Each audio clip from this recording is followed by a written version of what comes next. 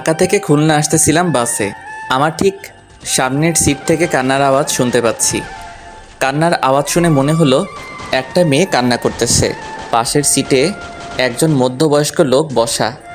আমার মনে একটু সন্দেহ হলো, কেননা টিভি নিউজে মাঝে মাঝে দেখি মেয়ে মানুষকে পাচার করে, রেপ করে, বিক্রি করে ইত্যাদি। আমি একটু ভালো করে কান পেতে শুনতেছিলাম। লোকটি মেয়েটাকে বলতেছে, চুপ কর সেমরি, চুপচাপ বইসা থাক। তোরে আমার আনাই ভুল হয়েছে। হালারে কত কইরা কইলাম এই সেমরি আমার লাগবো না, তাও তোরে আমারে দিয়া দিল। এখন চুপচাপ বইসা থাক, নইলে কিন্তু তোরে আবার দিয়ামো। তারপর মেয়েটা আস্তে আস্তে কান্না করতে লাগলো। একটু পর লোকটি আবার মেয়েটাকে বলতেছে, ওইনে যাইয়া ভালো মতো কাম করবি, নইলে কিন্তু তোরে ওরা মাইরা ফেলবে। আর এই বালের কান্নাকাটি বন্ধ কর, নইলে কিন্তু। এইবার আমি কনফার্ম হলাম এই মেয়েটা কোনো খারাপ লোকের পাল্লায় পড়ছে। বাস চলেছে আর আমি সময়ের অপেক্ষায় আছি, কখন মেয়েটার সাথে কথা বলা যাবে। বাস যখন মাওয়াঘাটে পৌঁছালো তখন মাওয়াঘাটে প্রচুর জ্যাম। কমপক্ষে 4 থেকে 5 ঘন্টা সময় লাগবে। আর ঘাটে যে ফেরি আছে ওইটা 1 ঘন্টা পর ছাড়বে। তার মানে আমরা পরে যে ফেরি আসবে সেই ফেরিতে যাওয়া লাগবে জ্যামের কারণে। বাসের ভিতর গরমের কারণে অনেক যাত্রী বাইরে বের হচ্ছে। কিছুক্ষণ পর ওই লোকটা বাইরে বের হলো। আমি এই রকমই একটা সময়ের অপেক্ষা করতেছিলাম। আমি মেয়েটার পাশের সিটে বসলাম, মেয়েটার দিকে তাকালাম। মেয়েটা বোরকা পরা, শুধু তার চোখটা দেখা যাচ্ছে। চোখটা রক্তের মতো লাল। অনেক কেঁদেছে মেয়েটা। আমি মেয়েটাকে বললাম, কোনো সমস্যা? মেয়েটা মাথা নাড়িয়ে না বলল। আমি বললাম, যদি কোনো সমস্যা থাকে বলতে পারেন। মেয়েটা কিছুক্ষণ চুপ থেকে বলল, সমস্যা বলে কি হবে, যে সমস্যার কোনো সমাধান নাই? আগে বলবেন তো, দেখি সমাধান করা যায় কি না। আমাকে বিক্রি করে দিছে খারাপ জায়গায়, সেখানে আমাকে নিয়ে যাওয়া হচ্ছে। আপনাকে কে বিক্রি করে দিয়েছে? আর আপনার পরিবার কোথায় থাকে? মেয়েটা বলল, আমার পরিবার বলতে কেউই নেই, আমি একটা এতিম মেয়ে। আর যারা আমাকে বিক্রি করছে তাদের আমি কাউকে চিনি না, কিন্তু তাদের মধ্যে একজন পুলিশ ছিল। এর মধ্যে ওই মধ্যবয়স্ক লোক চলে আসলো। আমি আস্তে করে আমার সিটে বসে পড়লাম।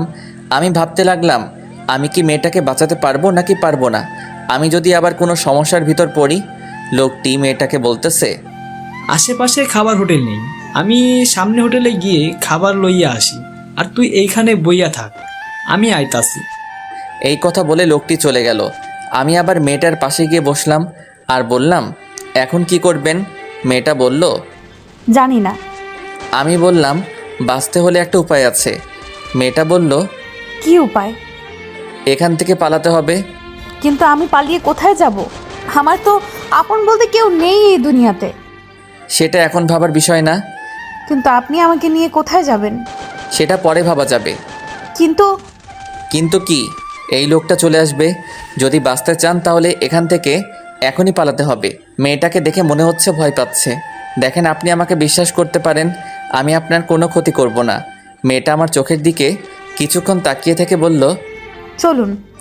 আমি মেয়েটাকে নিয়ে সোজা বাস থেকে নেমে ফেরিঘাটের দিকে হাঁটা শুরু করলাম। ফেরিঘাটে যেয়ে দেখি ফেরি চলে গেছে। এখন কি করব কিছু বুঝতেছি না। এখন স্টিমার বোটে যাওয়া ছাড়া কোনো উপায় নাই। মেয়েটা বলল, কোথায় যাব আমরা? ভয়ে ভয়ে বলল কথাটা। আমি বললাম, আমার দাদা বাড়ি। তারপর স্টিমার বোটে উঠলাম।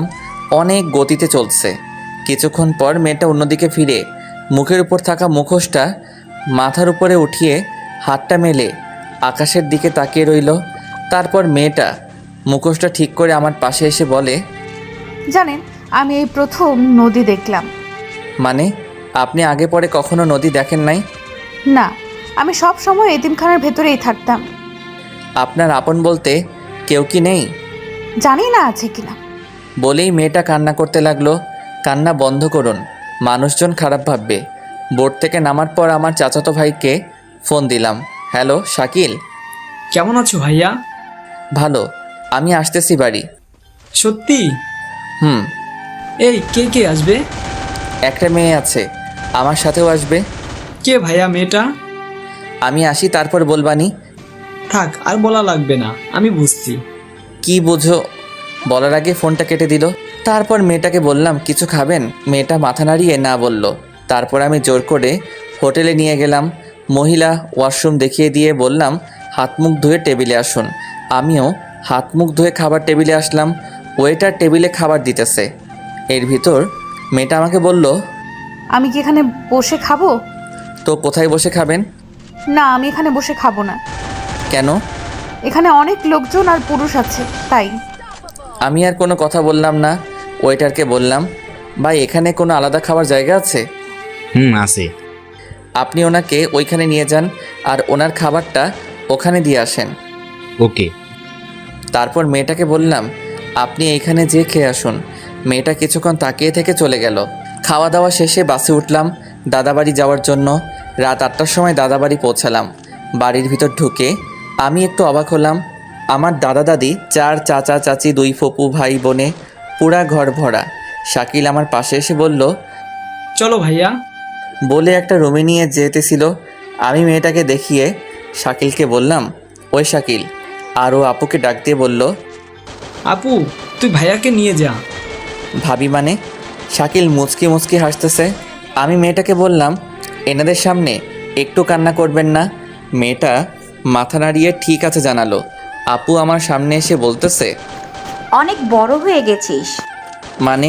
মেয়েটাকে দেখিয়ে এই যে বলে আপু মেয়েটাকে নিয়ে অন্য রুমে চলে গেল।